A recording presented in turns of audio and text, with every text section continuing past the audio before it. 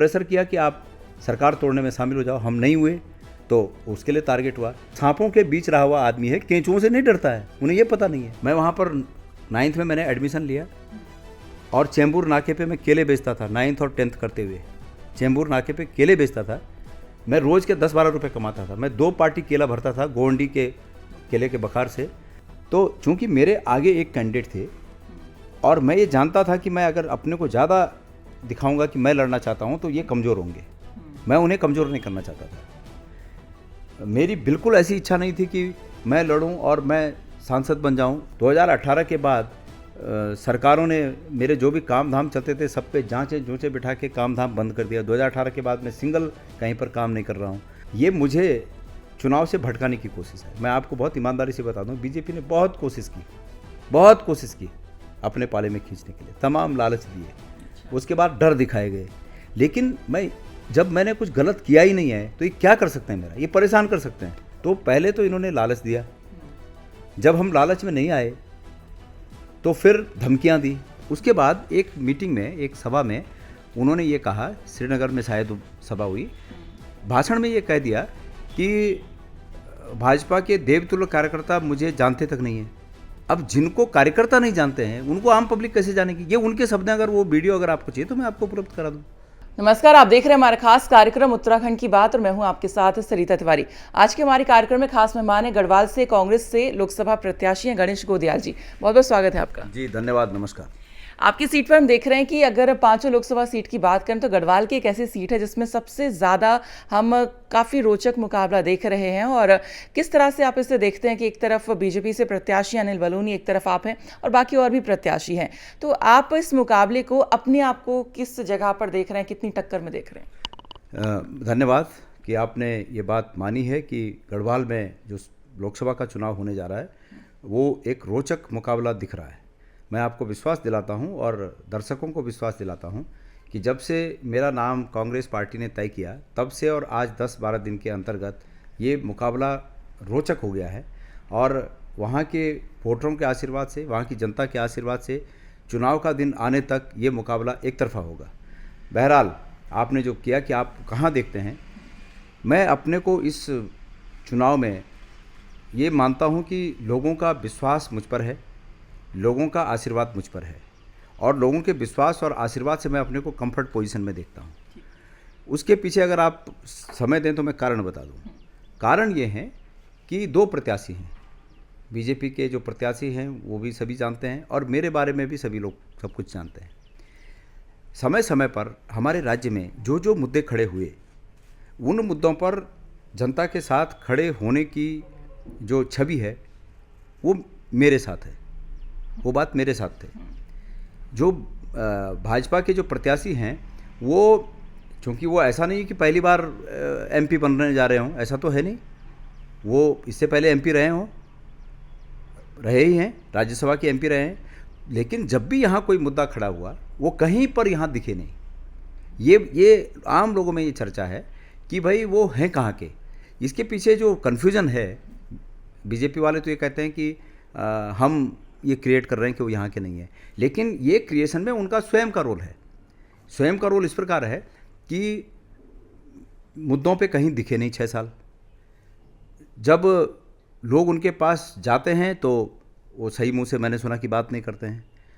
उसके अलावा जब वो राज्यसभा के लिए उन्होंने नॉमिनेशन किया तो जो बोलते हैं कि वो गढ़वाल के हैं, तो गढ़वाल का एड्रेस नहीं दिया उसमें कि वो गढ़वाल में कहाँ के हैं। तो लोगों को बड़ा कन्फ्यूजन है कि ये वाकई हैं कहाँ के।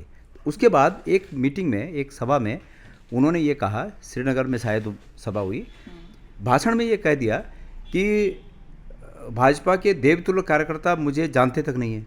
अब जिनको कार्यकर्ता नहीं जानते हैं उनको आम पब्लिक कैसे जानेगी? ये उनके शब्द हैं। अगर वो वीडियो अगर आपको चाहिए तो मैं आपको उपलब्ध करा दूँ।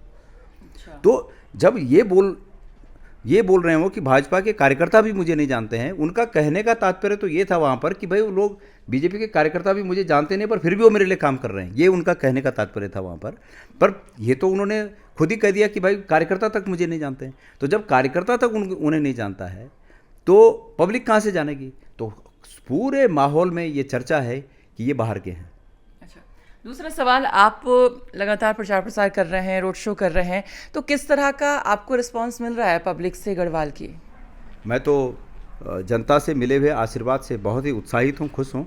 अब ये तो आप लोगों को तय करना है कि क्या वाकई हमको जनता से प्रतिसाद मिल रहा है या नहीं मिल रहा है। और जनता से प्रतिसाद मिल रहा है या नहीं मिल रहा है, इसको जांचने का पैमाना हमारी सभाएं और हमारा नॉमिनेशन हो सकता है। तो उसके हिसाब से तो मैं ये समझता हूँ कि आज तक जितनी भी हमारी सभाएं हुई और जो भी हमारा नॉमिनेशन का काम हुआ, सोशल मीडिया पे तमाम चीज़ें जो चल रही हैं, उसके हिसाब से हम दोनों जो अभी तक की 2 माइलस्टोन हैं, एक टिकट मिलने का और दूसरा नॉमिनेशन का, ये दोनों माइलस्टोन पे हम अपने को बीजेपी से काफ़ी आगे पा रहे हैं।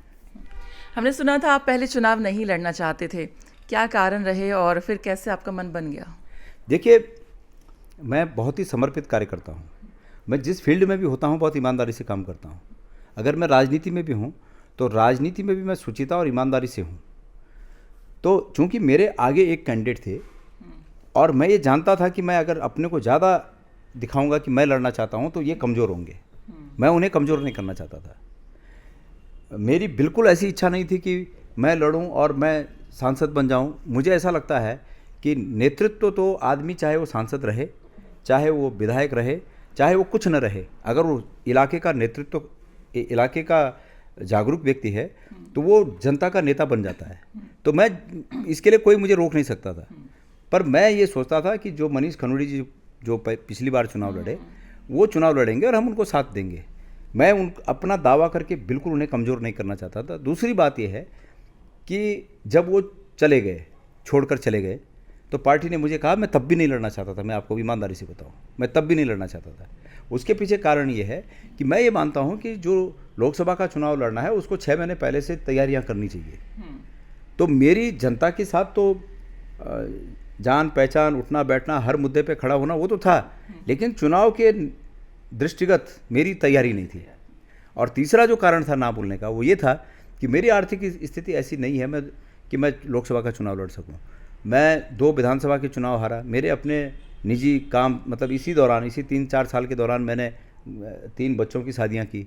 तो ये सब चीज़ें एक साथ 2018 के बाद सरकारों ने मेरे जो भी काम धाम चलते थे सब पे जांचे जोचे बिठा के काम धाम बंद कर दिया। 2018 के बाद मैं सिंगल कहीं पर काम नहीं कर रहा हूँ।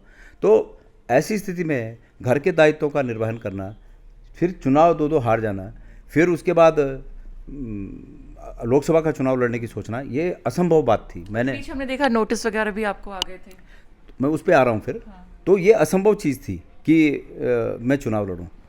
लेकिन जब ये हुआ कि जगह जगह से कार्यकर्ताओं ने कहा कि आपको चिंता करने की ज़रूरत नहीं है, हम जो कुछ हो पाएगा हम भी अपना खर्चा करेंगे, लेकिन आपको चुनाव लड़ना है। तो फिर मैंने ये सोचा कि पीठ दिखाना, फिर कार्यकर्ताओं को और लोगों को पीठ दिखाना, फिर ये भी उचित नहीं है। और फिर मैंने मन बनाया कि ठीक है, अगर सबकी ये इच्छा है तो मैं चुनाव लड़ूंगा। और उसका नतीजा इस रूप में आपको दिखा कि नॉमिनेशन में जो लोग, मैंने सिर्फ एक आह्वान किया कि कृपया सब लोग जो है मेरे नॉमिनेशन में आकर मुझे आशीर्वाद दें। और आपने देखा कि पौड़ी में आज तक हमारी मतलब इतने सालों से हम भी राजनीति को देख रहे हैं, लेकिन आज तक ऐसा हुजूम कभी नहीं उमड़ा जैसा इस हमारी नॉमिनेशन की रैली में उमड़ा। अब आपका अगला प्रश्न था कि इनकम टैक्स के नोटिस आए। इनकम टैक्स के नोटिस ठीक इस समय आना, ये मुझे चुनाव से भटकाने की कोशिश है। मैं आपको बहुत ईमानदारी से बता दूं, बीजेपी ने बहुत कोशिश की अपने पाले में खींचने के लिए, तमाम लालच दिए, उसके बाद डर दिखाए गए। लेकिन जब मैंने कुछ गलत किया ही नहीं है तो ये क्या कर सकते हैं मेरा, ये परेशान कर सकते हैं। माना चलते चलते कोई आप पर यह आरोप लगा दे कि भाई आपने गाली दे दी है, तो जाके उसने पुलिस से कंप्लेंट कर दी है, तो आप परेशान तो होंगे कि भाई बेमतलब मुझे पुलिस के चक्कर काटने पड़ेंगे। लेकिन आपको एक कॉन्फिडेंस अंदर से होगा कि मैंने गाली दी नहीं तो मेरा क्या बिगड़ेगा, ये होगा ना। बस मेरे साथ वही है, मैंने जब कुछ गलत किया ही नहीं है तो 50 नोटिस दें। और इनकम टैक्स का रूल क्या है? इनकम टैक्स का रूल यह है कि भाई अगर मैंने कुछ गलत कर रखा है तो इनकम टैक्स डिपार्टमेंट को साबित करना पड़ेगा कि भाई वो कहाँ है। मतलब मैंने कोई प्रॉपर्टी ली है, मेरी पत्नी के नाम कोई ऐसी प्रॉपर्टी है कि जो कि मैंने गलत तरीके से पैसा इकट्ठा करके ले ली हो, या कहीं रखा है या कुछ, कोई तो ऐसा एविडेंस उनको चाहिए ना कि जिससे वो मुझे सज़ा दे सके। तो मुझे कोई डर नहीं है। मैं 2017 का इलेक्शन हारने के बाद मैंने रेस कोर्स में मेरा घर था, वो घर बेचा। मैं आज यहाँ किराए के घर पे रहता हूँ। मेरा मुंबई में एक घर था, मैंने वो बेचा। मेरा एक ऑफिस था, वो बेचा। बड़ा ऑफिस था, छोटा, बड़ा ऑफिस बेचा, छोटा लिया। मैं 3 प्रॉपर्टियाँ बेचा हूँ चुनाव हारने के बाद। और जब मैंने बेचा और एक छोटा ऑफिस खरीदा, मुझे लगा कि अब काम धाम इतना है नहीं, बड़ा ऑफिस क्या करें, पैसे की ज़रूरत थी, चुनाव हार गया था, लोगों का लेना देना भी था, तो वो सब निपटाने के लिए, घर के अपने दायित्वों का निर्वहन करने के लिए मुझे पैसों की ज़रूरत थी, तो मैंने बेचा। अब बीजेपी 50 उसकी जांच कराए, मुझे कोई फ़र्क नहीं पड़ता है। तो पहले तो इन्होंने लालच दिया, जब हम लालच में नहीं आए तो फिर धमकियां दी। अब एक ही, तो ये जो इनकम टैक्स के नोटिस हैं, ये 2018 के पहले के, जब मैं काम करता था। अब तो मैं काम ही नहीं कर रहा हूँ। जब इन्होंने मेरे सेंट्रल गवर्नमेंट के काम थे, जिन पर इन्होंने तमाम जांचें बिठाई, और आज दिल्ली के हाई कोर्ट में वो केस पेंडिंग है। लेकिन 2018 के बाद मैंने काम लेना बंद कर दिया, क्योंकि मैं समझ गया कि जब तक इनकी सरकारें हैं, हम काम लेंगे, ये उलझाते रहेंगे, फंसाते रहेंगे। तो मैंने काम लेना बंद कर दिया। आज की डेट में मैं एलिजिबल भी नहीं हूँ काम लेने के, क्योंकि कॉन्ट्रैक्ट का एक रूल है कि आपकी जो रजिस्ट्रेशन है वो तब रिन्यू होती हैं कि जब आपका पिछले साल का टर्नओवर उसके अनुरूप हो। तो मेरा 18 से जब कुछ काम ही नहीं है, ना कोई टर्नओवर है, तो कोई बिजनेस नहीं है, तो मैं एलिजिबल ही नहीं हूँ। तो अब मैं काम लेता ही नहीं हूँ। मेरा बेटा प्राइवेट के छोटे मोटे काम करता है, और मैंने उसे समझाया है कि सरकारी कामों के चक्कर में फ़िलहाल जब तक ये सरकार केंद्र में है मत पड़ना, क्योंकि ये लोग मुझे टारगेट करते हैं। 2016 में प्रेशर किया कि आप सरकार तोड़ने में शामिल हो जाओ, हम नहीं हुए, तो उसके लिए टारगेट हुआ। केदारनाथ में मैंने वो लेजर शो नहीं होने दिया, जिसमें प्रधानमंत्री जी को भगवान बता रहे थे, वो मैंने नहीं होने दिया। मैंने कहा प्रधानमंत्री जी भाई इंसान है, वो प्रधानमंत्री हो सकते हैं, राष्ट्रपति हो सकते हैं, देश के किसी पद पे बैठ सकते हैं, लेकिन वो भगवान की जगह नहीं बैठ सकते हैं। तो मैंने उसका विरोध किया। वो जब नहीं होने दिया तो उसका नतीजा मुझे भोगना पड़ा कि भाई सीबीआई जांच करो। मैंने एक कॉलेज की स्थापना की राठ में, उसकी सीबीआई तक जांच हुई, सीबीआई ने जांच की उसकी, क्या निकला? कुछ नहीं निकला।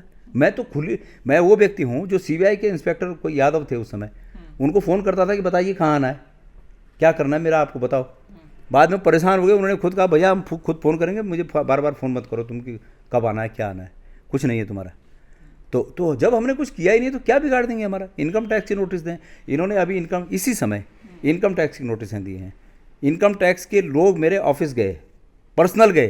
क्या किसी व्यक्ति के ऑफिस में पर्सनल इनकम टैक्स के 3 अधिकारी जाते हैं? लेकिन डराने के लिए गए। इनकम टैक्स का प्रोसीजर है कि वो नोटिस जारी करते हैं, हम उसका जवाब देंगे। लेकिन 3 ऑफिसर पर्सनली ऑफिस में गए और वहाँ पे लोगों को धमकाया उनको कि जल्दी वो उनकी पर्सनल अपीयरेंस लगाओ, नहीं तो ये हो जाएगा, सो हो जाएगा। मैं यहाँ चुनाव में फंसा हूँ, मैं पर्सनल अपीयरेंस के लिए जाऊँगा? उसका एक समय होता है कि भाई आप जवाब दीजिए, नहीं देंगे तो उसका नियम है, 10,000 की पेनल्टी पड़ती है, फिर आगे जवाब दीजिए। लेकिन हमारे लिए अलग कानून है, तो हम थोड़ी डरने वाले हैं। वो ये समझ रहे होंगे कि गणेश गोदियाल कोई अनजान आदमी है, कोई नियम कानून का जानकार नहीं है। उन्हें ये पता नहीं है कि गणेश गोदियाल सांपों के बीच रहा हुआ आदमी है, केंचुओं से नहीं डरता है। उन्हें ये पता नहीं है। अब आपके चैनल से उन तक की बात चली जाए तो शायद समझ जाएं कि वो सांपों के बीच रहा हुआ आदमी है, केंचुओं से नहीं डरता। अच्छा, हम अभी देख रहे थे, आप अपने सोशल मीडिया ट्विटर के एक्स के माध्यम से जो है अनिल बलूनी को खुली चुनौती दे रहे थे कि आइए और विकास पर चर्चा करिए, तो क्या कुछ इस पे कहेंगे? देखिए, एक ऐसा हुआ कि मैंने उनका एक इंटरव्यू सुना, जिसमें इंटरव्यू भी उन्होंने, मुझे लगता है कि उन्होंने बेडरूम में बुला के एक चैनल को दिया।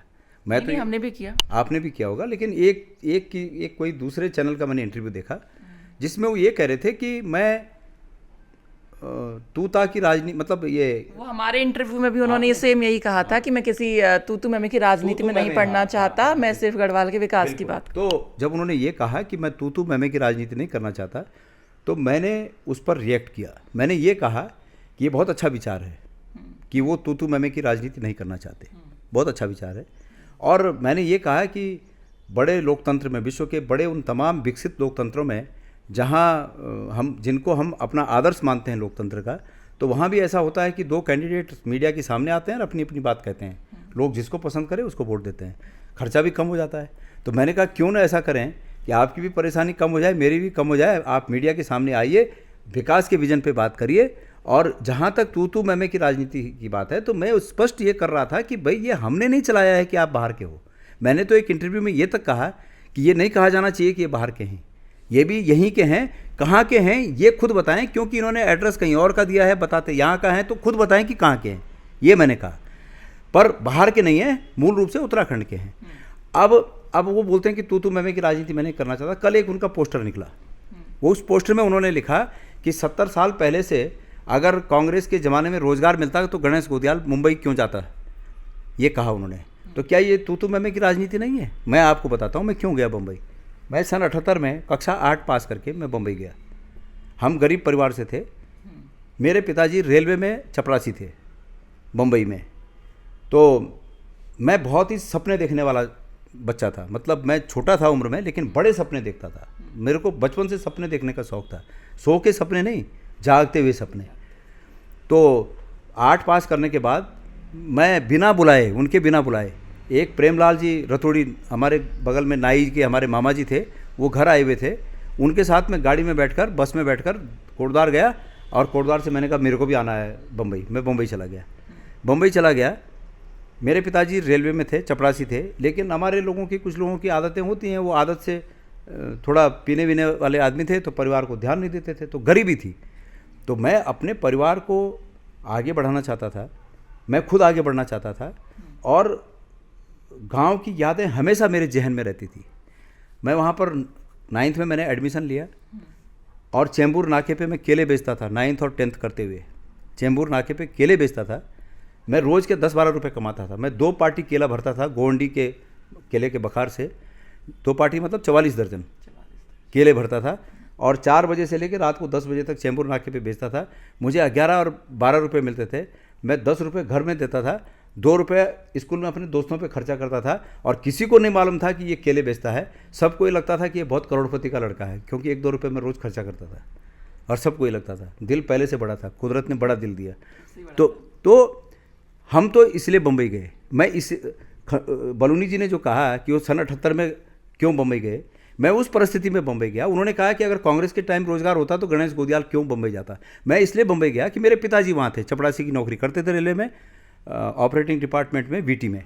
और मैं भी इसलिए गया क्योंकि मेरा रहने का वहाँ आसरा था, मैं इसलिए गया। मैं बलूनी जी को पूछना चाहता हूँ कि भाई कांग्रेस के टाइम में तो रोज़गार था, मेरे बाप को रोज़गार मिला है, और कांग्रेस के टाइम में रोज़गार था इसलिए उनकी पत्नी को रोज़गार मिला। उनकी पत्नी उत्तराखंड के उच्च शिक्षा विभाग में कार्यरत थी। मैं उनसे पूछना चाहता हूं कि वो अपनी पत्नी को यहाँ से और दिल्ली क्यों लेके चले गए। उनको तो उत्तराखंड में सेवा देनी थी, तनख्वाह उत्तराखंड की ले रही हैं और सेवा दिल्ली में कर रही हैं। तो ये पलायन जो है, जो शौक़ का पलायन है, ये तो शौक़ का पलायन कर रहे हैं। हम तो मजबूरी में, कमजोरी थी, गरीबी थी, अपने परिवार को अच्छा करने के लिए गए। और अगर वो ये मानते हैं कि सन 70 के दशक में बम्बई में जाना एक त्रासदी थी लोगों की, 78 के दशक में, मतलब 80 या 90 के दशक में त्रासदी थी, तो यहाँ से तो बहुत बड़ी बड़ी विभूतियाँ यहाँ से गई, और वहाँ जिन्होंने अपना परचम लहराया, विभिन्न क्षेत्रों में परचम लहराया। बीआरसी के बड़े बड़े साइंटिस्ट हुए। मेरा एक भाई स्वयं बीआरसी के बड़े साइंटिस्ट हुए, और उसके बाद अमेरिका में उन्हें साइंस एंड टेक्नोलॉजी डिपार्टमेंट में स्थान मिला। फिर वो यहाँ से वो आज अमेरिका में सेटल हैं। तो ऐसे बहुत से लोग हैं कि जिनको अपनी प्रतिभा के आधार पर वहाँ मौका मिला। तो क्या ये बलूनी जी जो बोल रहे हैं, ये उनका अपमान नहीं है उन लोगों का जिन्होंने बाहर जाकर अपनी प्रतिभा को दिखाया? और दूसरी बात कि वो ऐसी बात करते हैं तो अपनी पत्नी का ज़रूर जवाब दें मुझे कि वो अपनी पत्नी को यहाँ से दिल्ली क्यों लेके चले गए। वो तो यहाँ उत्तराखंड में कार्यरत थी, वो उत्तराखंड की सेवा करती, बच्चों को पढ़ाती। मैंने सुना वो प्रोफेसर हैं, तो बच्चों को पढ़ाती तो अच्छा होता। लेकिन दिल्ली के रेजिडेंट कमिश्नर में, रेजिडेंट कमिश्नर जो ऑफिस होता है दिल्ली का, वहाँ पर रेजिडेंट कमिश्नर या कुछ बना रखा है। तो ये अपने राजनीतिक प्रभाव का उपयोग करके अपने लिए तो मीठा मीठा और दूसरे के लिए कड़वा कड़वा, तो ये ठीक नहीं है। इसलिए मैंने कहा कि अच्छी बात है कि वो तू मैं की राजनीति ना करें और मीडिया के सामने मंच पर आएँ और वो मुझे धोने का काम करें। अच्छी बात है, धोएं मुझे खूब, और मैं उन्हें पहुंचने का काम करूंगा। अच्छा, गढ़वाल में आप किस तरह की प्रॉब्लम्स देखते हैं? आप तो वहाँ से कनेक्ट पहले से भी रहे हैं, क्योंकि श्रीनगर से आप चुनाव लड़ते रहे हैं। तो क्या कुछ आपकी ऑब्जर्वेशन रही है कि गढ़वाल में ये सारी चीज़ें, दिक्कतें हैं जो ठीक करनी चाहिए आपको? देखिए, लोकतंत्र में 2 बातें हैं। जब लोग बड़ी उम्मीदों के साथ कोई सरकार को चुनते हैं और बड़ा जनमत देते हैं तो लोगों की उम्मीदें बड़ी होती हैं। लेकिन इस प्रकार की लहरों में बनी हुई सरकारों में बैठे हुए लोग उस अपेक्षा को नहीं समझते हैं जो लोगों की अपेक्षा होती है। ये बिल्कुल विरोधाभास है। बीजेपी के साथ यही हो रहा है। सरकार लहरों में बन गई है, लहरों के साथ बह के जाने वाले लोग सत्ता के शीर्ष पर पहुंच गए हैं। अब वो ये नहीं समझ पा रहे हैं कि ये जो लहरें पैदा करने वाली जनता है, इनकी हमसे क्या उम्मीद है। अगर इनको ये पता होता कि जनता की हमसे उम्मीद क्या है, तो उत्तराखंड में नौकरियों को बेचने का कारोबार सरकार के मंत्री नहीं करते। लेकिन ये लहरों में बने हैं, इनको लगता है कि ऐसी ही लहरें चलती रहेंगी और हम जहाँ बैठे हैं उससे और ऊपर चले जाएंगे। लेकिन ऐसा नहीं होता। लोग चूंकि इतनी बड़ी मत के साथ लोगों ने एक तरफा उनको सरकार बनाने की दे दी, चाहे केंद्र हो चाहे राज्य हो, तो लोग उम्मीद कर रहे हैं कि ये अच्छा करेंगे, हमारे अच्छे दिन आएंगे। लेकिन उसके विपरीत सरकार के मंत्री नौकरी बेच रहे हैं 20-20 लाख में। और ये मैं आरोप नहीं लगा रहा हूँ, ये सत्ताधारी पक्ष के विधायकों ने आरोप लगाए हैं। लेकिन उसके बाद केंद्र ने या राज्य की सरकार ने इसका संज्ञान नहीं लिया।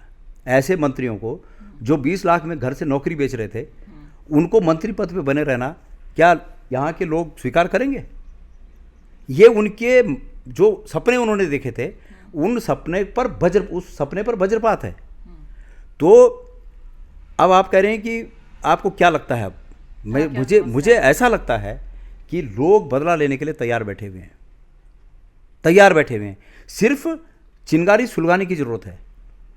और मैं यकीन के साथ कह सकता हूँ कि ये चिंगारी सुलग चुकी है। दूसरा, लोकतंत्र में सब चीज़ों पे एक चीज़ काम करती है और वो होता है नेतृत्ववाद। एक बार एक बड़े नेता ने मुझे कहा कि हम 2014 में क्यों हारे। मैंने कहा इस देश की राजनीति में हमेशा नेतृत्ववाद ने काम किया है। और नेतृत्ववाद वो वाद है जो सब वादों पर भारी पड़ता है। कोई कहता है जातिवाद, क्षेत्रवाद, फलानावाद। लोग नाराज़ थे कि कार्यकर्ता का चिट्ठी का जवाब नहीं देते हैं। ये सब चलता है, ये हर एक टाइम होता है। लेकिन जब नेहरू जी थे तो ये बातें तब भी थी। लेकिन लोग कहते थे कि नहीं भाई, प्रधानमंत्री नेहरू को बनाना है, इसलिए वोट कांग्रेस को देना है। फिर इंदिरा जी का दौर आया, प्रधानमंत्री इंदिरा जी को बनाना है, इसलिए कांग्रेस को वोट देना है। फिर राजीव जी का दौर आया, प्रधानमंत्री राजीव को बनाना है, इसलिए कांग्रेस को वोट देना। यूपीए 1 और 2 की बात आई तो सोनिया जी का करिश्मा चला कि सोनिया जी को बनाना है। वो नहीं बनी, वो अलग बात है, उनका विवेक है। लेकिन ये दौर आया कि नहीं, सोनिया जी को बनाना है और इसलिए कांग्रेस। फिर एक बार मोदी का दौर आया कि मोदी को बनाना है और वो नेतृत्ववाद चला। मैं आपको बता रहा हूँ कि मैं गढ़वाल की लोकसभा सीट पर मोदी जी के नेतृत्ववाद के सामने गणेश गोदियाल का नेतृत्ववाद स्थापित करने के लिए लोगों के पैरों में प्रणाम कर रहा हूँ और घर घर जा रहा हूँ। और मैं यहाँ पर इस लोकल नेतृत्ववाद को स्थापित करके रहूँगा। मैं गढ़वाल के लोगों के लिए अपने को ऐसा वकील मानता हूँ जो संसद में जाके सरकार की आंखों में आंखें डालकर अंकिता भंडारी के लिए न्याय मांग सके, जो अग्निवीर योजना को वापस कर सके, फौज में रेगुलर भर्तियां करा सके, जो पेपर लीक हो रहे हैं इन पेपर लीक न हो इसके लिए पुख्ता बंदोबस्त करने की बात सरकार से कर सके, जो सरकार से ये बात कर सके कि हमारा आपदाग्रस्त क्षेत्र है, हमारा सीमांत क्षेत्र है, इस सीमांत और आपदाग्रस्त क्षेत्र की समस्याएं और देश के भागों से भिन्न हैं, इसके लिए हमें विशेष सहायता की ज़रूरत है, जो इस बात की वकालत कर सके, जो हमारे युवाओं के सपनों को साकार करने की बात वहाँ सरकार के साथ कर सके। ऐसा वकील चाहिए, वैसा वकील मैं बन सकता हूँ। हम देख रहे हैं सर, आप लगातार जो है प्रचार प्रसार कर रहे हैं, जनता से मिल रहे हैं, उनका आशीर्वाद ले रहे हैं। तो आप किस तरह से जनता का रिस्पांस आता है कि भाई कितना जो स्वीकारता है जनता के मन में आपके लिए, तो किस तरह का एक अनुभव फील किया? मैं जिस जगह भी जा रहा हूँ बड़ी संख्या में और बड़ी आत्मीयता के साथ, जोश के साथ लोग मुझे मिल रहे हैं। मुझे उन लोगों से एक पॉजिटिव एनर्जी, एक सार्थक ऊर्जा मुझे मिल रही है। जहाँ भी जाता हूँ लोग बड़े प्रेम से मिलते हैं, बड़ी संख्या में मिलते हैं, तो मेरा जोश और दोगुना हो जाता है। वहीं मैं ये देख रहा हूँ कि जहाँ एक और मेरे साथ ये सब चल रहा है, दूसरी तरफ भारतीय जनता पार्टी के जो उम्मीदवार हैं, नंबर 1 बात मुझे लगता है कि उन्हें लोकल सपोर्ट नहीं है, इसलिए वो बाहर से 20, 25, 30 नए चेहरों की टीम लेके साथ चलते हैं। वो कौन लोग हैं मैं नहीं जानता, यहाँ के लोग भी जानना चाहते हैं गढ़वाल के कि ये जो साथ चल रहे हैं लोग, ये कौन है। दूसरा, मुझे लगता है कि उनका विश्वास अपने कार्यकर्ताओं पर नहीं है, क्योंकि जहाँ जा रहे हैं कांग्रेस के कार्यकर्ताओं को खोज रहे हैं कि कांग्रेस के कार्यकर्ता आएँ और हमें घोषणा करें, कांग्रेस के नेता आएँ और हमें घोषणा करें। उनको अपने पे विश्वास ही नहीं है। दूसरा सबसे बड़ी बात यह है कि अब तक ये नहीं लगा कि जैसे बीजेपी के उम्मीदवार अपने पैरों पे खड़े हों, ऐसा लगा नहीं। लगता है कि बीजेपी के उम्मीदवार अपने पैरों पे खड़े होने की सामर्थ्य नहीं रखते हैं, इसलिए उन्हें खड़ा करने के लिए कभी स्मृति ईरानी की ज़रूरत पड़ रही है, कभी बोल रहे हैं कि अब मोदी जी आएंगे। खुद अपने भाषणों में वो एक ही बात बोलते हैं कि मोदी जी की सरकार लानी है, मोदी जी को लाना है। तो मोदी जी को तो लोगों ने 10 साल से देखा है, इसमें नया क्या है कि मोदी जी को लाना है। मोदी जी को जब लोग लाए तो हमें यही मिला जिनका मैंने जिक्र किया कि एग्ज़ाम, जो नौकरियों के एग्ज़ाम होते हैं, वो एग्ज़ाम के पेपर लीक हो गए, यही मिला हमें। यही हुआ कि फ़ौज की भर्तियां बंद हो गई, यही मिला। उसके बाद नया क्या है? पर वो सिर्फ इनको खड़ा करने के लिए ला रहे हैं कि ये खड़ा नहीं हो पा रहे अपने पैरों पे, इसलिए इनको खड़ा किया जाए। देखिए, मैं तो उनका राजनीतिक प्रतिद्वंदी हूँ और इसलिए मैं उनको सचेत करना चाह रहा हूँ कि उनके पास अभी भी 20 दिन की अपॉर्चुनिटी है। वो सामने आए और अपनी बात रखें, खुद हीरो बने। वो जो मैंने कहा कि हीरोइज्म पैदा करना चाहिए, ये ऑप्शन उनके लिए भी है। वो अपना हीरोइज्म पैदा करें। अगर उनमें कुव्वत है, काबिलियत है, तो वो अपना हीरोइज्म पैदा करें। पर मैडम, सच्चाई ये है कि 2 कैंडिडेट हैं, एक बीजेपी के अनिल बलूनी और एक मैं।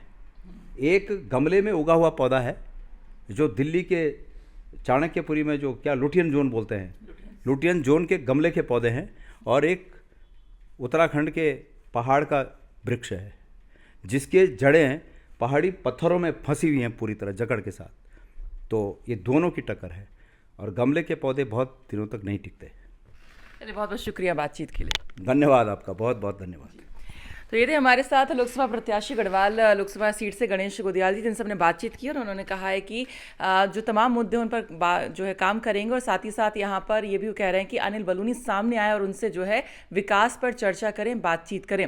तो फिलहाल इस कार्यक्रम में इतना ही। बाकी खबरों के लिए आप देखते रहिए उत्तराखंड तक। नमस्कार।